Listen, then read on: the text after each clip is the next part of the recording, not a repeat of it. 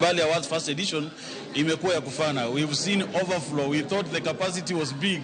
Lakini imetushangaza kuona watu wamekosa viti, watu wameingia kwa waiting room, wamewekewa projector just to view the proceedings. So we thank God for the first edition. Ninafurahia kuona kwamba Royal Media Services imekuwa mstari wa mbele kulipa royalties. You are always compliant. Even this year you have done your payments and when we are struggling with other sectors and other broadcasters. I believe the industry has some way to go. I think with such awards and celebrating artists, celebrating the stakeholders in the music industry is really critical for us to be able to push the industry forward in terms of compliance and in terms of making sure that there's at least some music business going.